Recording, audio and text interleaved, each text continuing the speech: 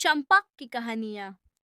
शालिनी जब पहली बार इस घर की बहू बनकर आई तो मन में बहुत से डर थे।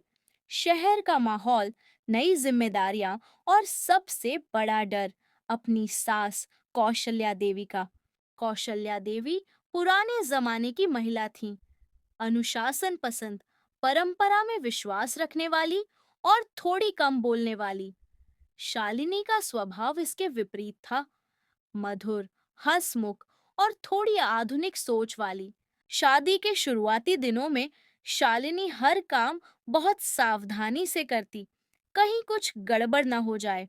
वह रोज सुबह उठकर आंगन की सफाई करती, तुलसी को पानी देती, फिर रसोई संभालती। मगर कौशल्या देवी के चेहरे पर कभी मुस्कान नहीं दिखती।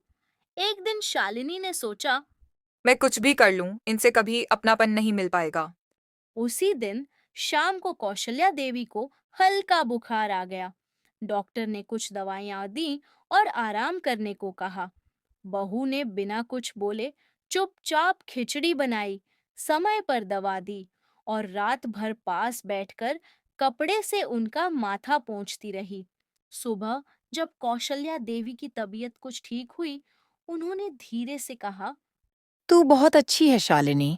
बस मैं नीम जैसी हूँ, कड़वी लगती हूँ, लेकिन दिल से बुरी नहीं हूँ। शालिनी बोली। माँ जी, नीम औषधि होता है और तुलसी पूजा की जाती है। अगर हम दोनों एक साथ हों तो ये घर मंदिर बन सकता है। उस दिन पहली बार दोनों ने एक दूसरे को दिल से स्वीकारा। इसके बाद छोटी छोटी बातों में प्यार दिखने लगा। कभी सास बहू के लिए बिना बताए उसकी पसंद की खीर बना देती, तो कभी बहू अपनी शॉपिंग से उनके लिए कोई गर्म चादर ले आती। एक दिन शालिनी ने घर में एक छोटा सा कोना पढ़ने के लिए बनाया, जहां किताबें रखी थीं। कौशल्या देवी को यह देखकर थोड़ी हैरानी हुई। इन किताबों का क्या करोगी? उन्होंने पूछा। शालिनी बोली। पढ़ाना चाहती हूँ माँ जी, घर की औरतों और आसपास की बच्चियों को आपके आशीर्वाद से कुछ अच्छा करना चाहती हूँ। कौशल्या देवी ने पहले तो कोई जवाब नहीं दिया, मगर एक दिन दोपहर को उन्होंने पड़ोस की दो बच्चियों को हाथ पकड़कर लाकर कहा। ये दोनों भी पढ़ना चाहती हैं। तू सिखा सकती है ना? शालिनी की आंखें भर आईं। वक्त बीतता गया। अब दोनों में सास बहू नहीं, माँ बेटी का रिश्ता बन गया था।